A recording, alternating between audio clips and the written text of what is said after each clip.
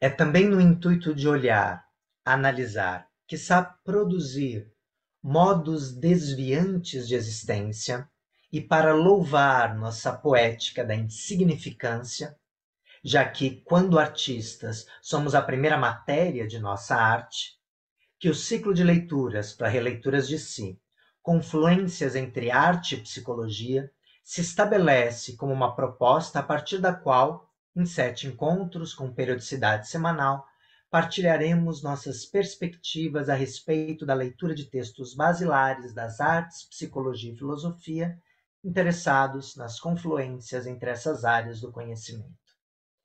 Menos do que uma aula que nos induza à absorção de conteúdos já sabidos por outrem, e mais um fórum estabelecido como uma aventura partilhada, buscaremos que estes encontros nos permitam cultivar juntos o errar, assim como nos convida outro texto de Alves, esse disposto no livro A Alegria de Ensinar.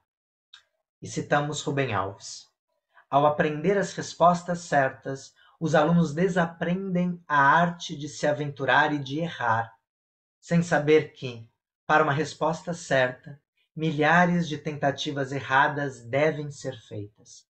Espero que haverá um dia em que os alunos serão avaliados também pela ousadia de seus voos, pois isso também é conhecimento. Fechamos aspas. Que esta ousadia nos leve à disponibilidade dos artistas entregues, segundo Alves novamente, segundo Rubem Alves, citamos, coragem de pensar o que nunca pensou. Pensar é coisa muito perigosa. Fecha aspas. Produzir modos desviantes de existência ou era, uma condição fundante da perspectiva situacionista. Ela vai ser um ponto culminante em um processo histórico que organiza algumas referências, alguns princípios que influenciarão até hoje modos de conceber, não apenas estratégias de se fazer arte, de se pensar sociedade, de se pensar política e de se ler a realidade em que nós nos encontramos. Olhar para pelo menos 2 princípios. Um deles é o dos pensadores livres ou, ou conjuntamente dos anti-artistas, dos movimentos contraculturais. Aquelas vanguardas que a gente considera fundantes de uma certa perspectiva de arte, né? Quando a gente vai olhar lá para os futuristas, dadaístas, surrealistas, de que modo essas vanguardas influenciam outras vanguardas a partir do movimento Cobra que inicia esse livro, que vai então anteceder os situacionistas. Eles vão defender um princípio que é um princípio que liga os livres pensadores e uma área da filosofia que a gente vai chamar de uma filosofia deambulatória, de uma filosofia peripatética, de todos esses filósofos que desde a Grécia vão dizer que o melhor modo de se pensar é caminhando. Esses movimentos, eles visam conceber um modo de pensar que está o tempo todo em diálogo com essa cidade através da qual se percorre. E, de algum modo, pensar essa cidade é conceber modos de se opor, de apresentar divergências, de propor modificações a essa cidade.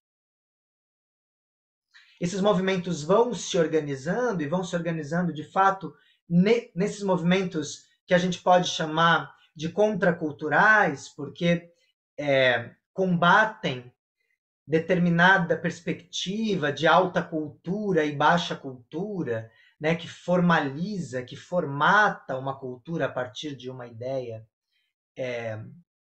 de apreciação dos valores de uma burguesia ou de uma casta, de uma época em que você tem determinado uma parte da organização social que detém um poder e que então faz que a sociedade se organize a partir dos próprios valores.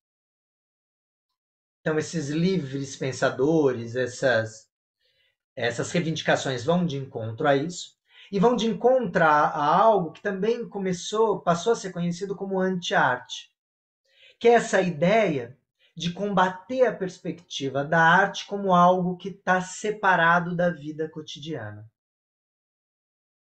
Essa ideia de que quando algo é muito bem feito, a gente pode dizer, olha, isso aqui é mais do que um trabalho regular, isso é uma obra de arte. Então tem uma ideia da historiografia que vai dizer que a arte nasce desse lugar. E se algo é bem feito, algo é belo, algo traz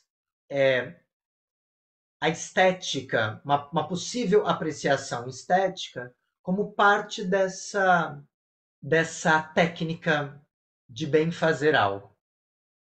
A arte tem de ser autorizada e eu tenho que ter como matéria dessa arte a adoração a determinadas conjunto de preceitos religiosos. E aí, na medida em que a religião tem esse lugar de destaque, a monarquia passa também a se valer desse mesmo lugar. E até para prevenir possíveis revoluções, eu vou começar a dizer que o monarca, que o rei, só é rei porque Deus quis assim. Ele é o representante de Deus na Terra. Então, os monarcas começam a financiar grupos artísticos, e a gente tem, né, dentro dos castelos, né, pintores oficiais que passam a pintar não mais só elementos religiosos, mas também os monarcas, quase como se fossem representações de santos, de santas, né? A gente tem através da arte, essa junção entre essas referências religiosas e as referências da monarquia. De que a arte se torna a expressão da verdade. Eu começo a obrigar a arte a fazer uso dos bons valores que são preconizados por uma determinada sociedade. Até hoje a gente tem isso, né? Quando a burguesia ascende ao poder, você tem a primeira contestação disso. Então, a boa arte vai deixar de ser aquela que louva mais e a boa arte vai passar a ser aquela que é mais cara. E aí existem diversos experimentos nesse sentido, né?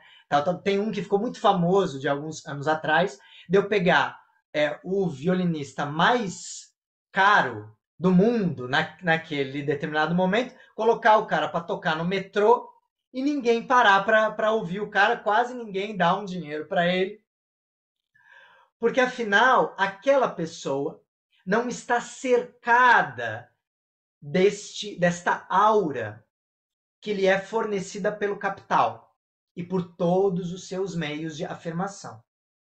A gente tem essas primeiras vanguardas que são pré-situacionistas se colocando muito diante de uma certa resistência ao capitalismo, resistência a uma determinada organização social que invade o território das artes e que, inclusive, vai poder dizer pelo financiamento, pela precificação, o que merece receber o título de arte ou não.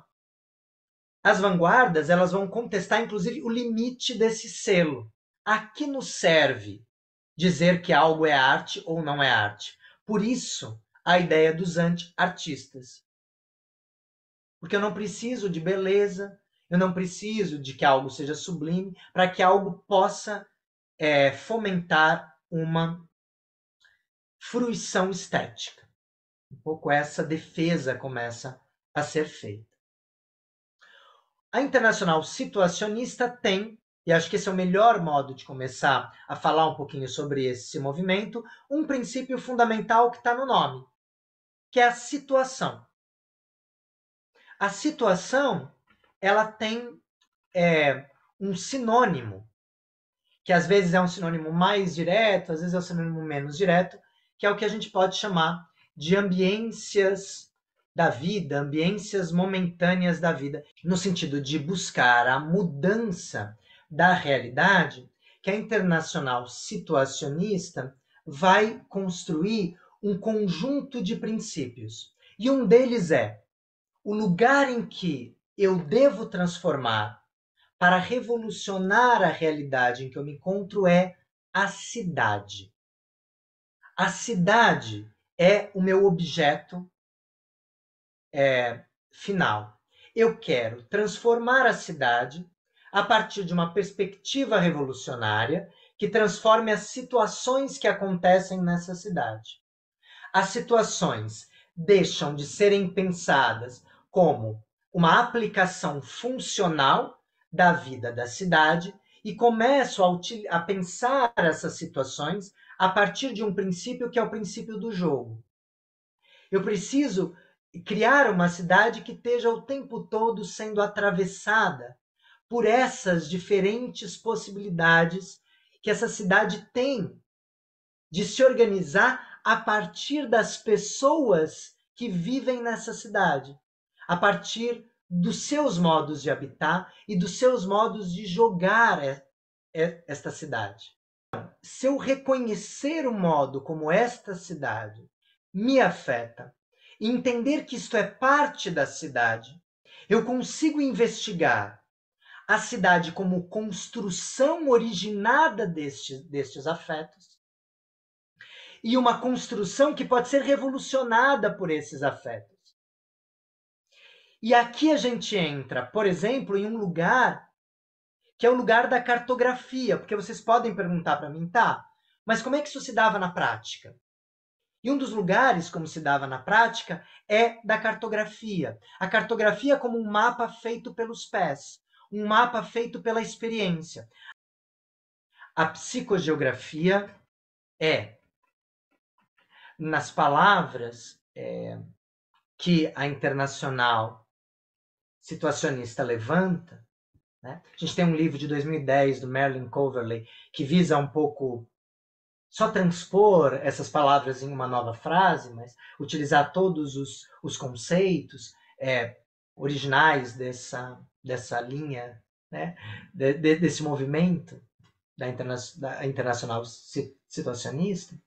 Ele vai dizer assim, é uma ferramenta de tentativa de transformação da vida urbana, inicialmente de proporções estéticas, mas posteriormente utilizada cada vez mais para fins políticos. Ou, segundo a internacional situacionista no texto que nós lemos, um estudo dos efeitos exatos do meio geográfico, conscientemente planejado ou não, que agem diretamente sobre o comportamento afetivo dos indivíduos. Então, essa ideia de estudar, juntando as duas citações, inicialmente com proporções estéticas e posteriormente com fins mais políticos, estudar o modo como a cidade me atravessa, me afeta, me emociona e produzir outras cidades a partir do acolhimento dessa cidade que há em mim como princípio para a proposição de outras cidades por vir. Eu estou o tempo todo concebendo e entendendo que outras cidades são possíveis, que outros afetos são possíveis, que outros jogos são possíveis. É uma cidade habitada pelo coletivo. A Daniela trouxe ali, eu acho que a cidade em si é um espaço contínuo de arte, devido à performance de cada indivíduo para existir. Daniela, quer compartilhar com a gente um pouco mais sobre essa linha de pensamento? Então, essa ideia me veio justamente porque eu acabei fazendo Uma disciplina isolada do projeto de mestrado lá da Unespar esse ano, e que foi justamente ainda performance e especularidade. Então, quando ele trouxe esse texto e falou principalmente da parte das cartografias nas cidades, né, você existir como forma de afeto, para mim o afeto também é uma performance, porque você acaba sentindo e revelando aquilo que passa dentro de você através da própria existência. Então, você estar numa cidade e traçar o caminho dos seus afetos, seja pessoal, através das relações, e o afeto, assim, sem valorizar se ele é positivo ou negativo. É o afeto que você faz em cada processo, pegar um ônibus, buscar pão, dar bom dia para as pessoas. Para mim, isso é uma performance o tempo todo. Então, a cidade não deixa de ser um aspecto, um espaço de arte de uma forma contínua, só que a gente não para pensar nisso. Só quando vem um texto que começa a falar sobre isso, que de repente, poxa, eu parei aqui rapidinho na hora da música, dei oi para os meus vizinhos. Tipo, eu parei do que eu estava fazendo para ir lá. Já foi uma performance. Eu saí e abri um sorriso, né? Então, tipo, vou ser gentil com os meus vizinhos. Então, isso já é uma performance. Para mim, ficou essa indagação na aula. Sara Chaia, que tá com a gente desde o primeiro dia, também várias carinhas, né? Que estão com a gente desde o começo. Mais uma contribuição aqui. Em algum momento, sua fala me lembrou um termo que não tenho muito conhecimento, mas que me atravessou alguns anos atrás, que é errância urbana. Fala um pouquinho mais pra gente, Diego. Esse termo eu lembro de umas colegas da FAP que elas tinham um perfil de teatro e elas trouxeram essa questão da errância, falando sobre como a gente caminha e aprecia a cidade, presta atenção. Calma, a gente já vai daqui a pouco. Né? Como que a gente presta atenção nas situações da cidade, como que a gente se relaciona com esse movimento, e aí toda a conversa, inclusive o caminhar com a tartaruga, me lembrou isso, né? Que com calma a gente tem tempo para perceber o que acontece em volta e o que está na cidade, né? E o quanto ela muda de fato também. Tem que estar atento a isso, né? A gente passa num lugar, está de um jeito, passa no dia, 2 dias depois está totalmente diferente. E o quanto isso chama a nossa atenção, né? O quanto a gente às vezes está desligado dessa cidade por conta disso que você falou também. Passar, tem um documento aqui de anotações, mas isso que você falou de passar pela cidade rápido, não querer ser notada, não querer ser vista, e que saco, passar de um lugar privado por um outro lugar privado. Mas isso também me lembrou a maneira como a gente se relaciona com a cidade, né? Até esses dias eu estava saindo do meu trabalho e vindo para casa, que é 700 metros da minha casa. É pertinho. E era 10 para as 8, eu acho, assim, já era de noite, e eu vim caminhando, e eu cheguei em casa e comentei com meu companheiro que eu não me recordo do dia da última vez que eu saí e fiz uma caminhada à noite sem sentir medo, por exemplo, estar atenta à rua, as pessoas que vêm, ou os lugares de fuga que eu posso ter caso alguma coisa aconteça. E eu achei isso interessante também, o quanto esse espaço, essa performatividade, esse não ser notado na cidade também se relaciona às vezes com esse espaço de segurança que a gente pode ter também, né? Porque eu Estamos faço perfeitamente. Manda ver. doutorado em geografia e o meu professor ele é arquiteto, meu orientador é arquiteto.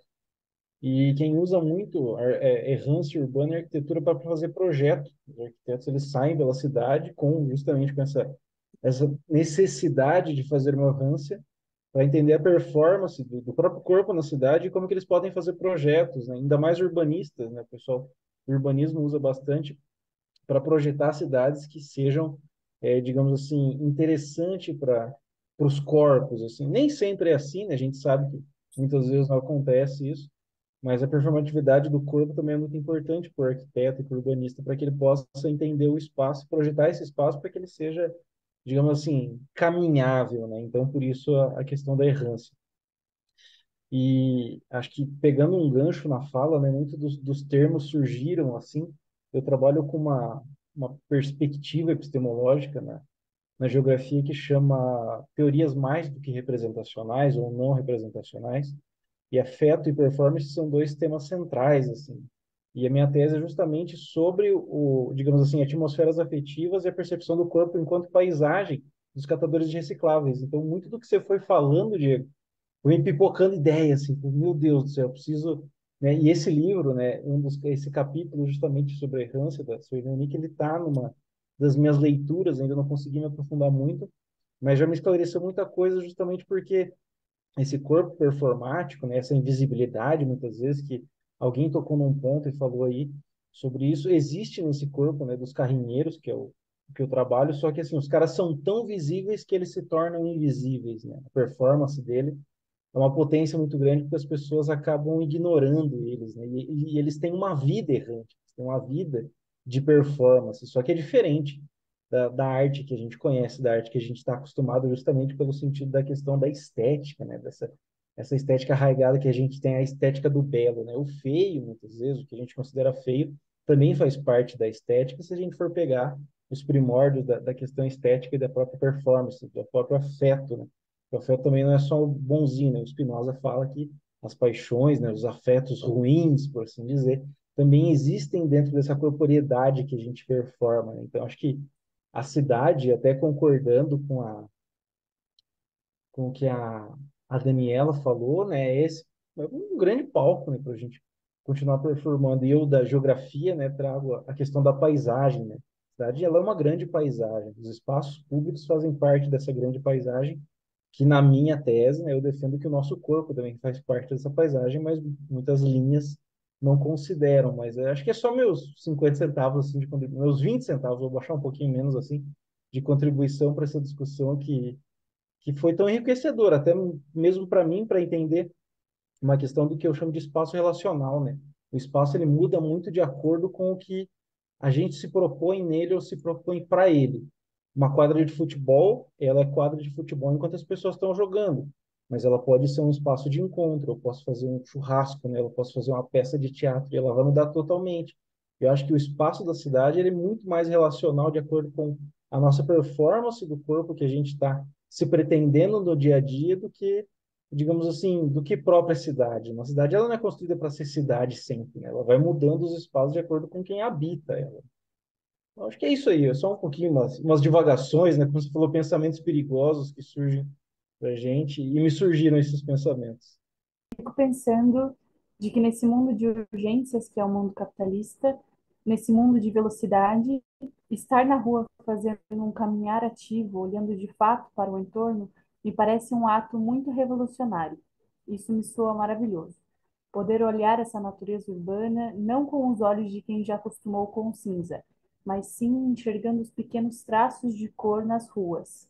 Lembrei dos relatos da Verônica Veloso sobre derivas, que inclusive se encontra no canal do YouTube da Condom. Me lembrei, ela lançou esse outro aqui, chamado Brasil Pequeno. Ai, que bom, você também tem.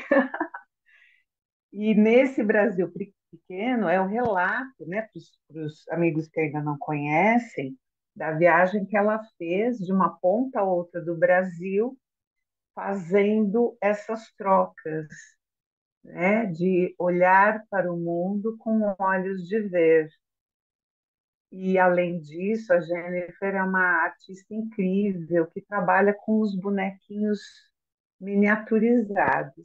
Então, depois, se vocês tiverem chance, busquem o canal, porque é uma pessoa que vale a pena demais a gente entrar em contato com tudo que ela simboliza. É muito bonito. Ah, fiquei contente de ver o vídeo do Tintim. Ele já está um garotão, né? Tem irmãzinha agora.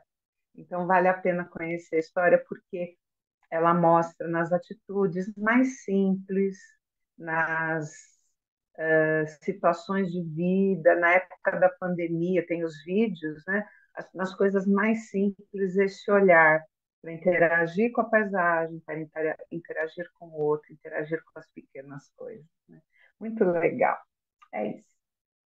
Eu queria fazer uma colocação breve, que eu acho curioso que as temáticas aqui sempre, quase sempre casam com a minha análise, assim. Acho muito engraçado. E eu lembrei de uma uma questão que eu comentei na análise. Tem uma amoreira aqui perto da minha casa e ela estava dando muita amora há um mês atrás, assim, e eu sempre parava para pegar quando estava voltando da faculdade sem pressa, né?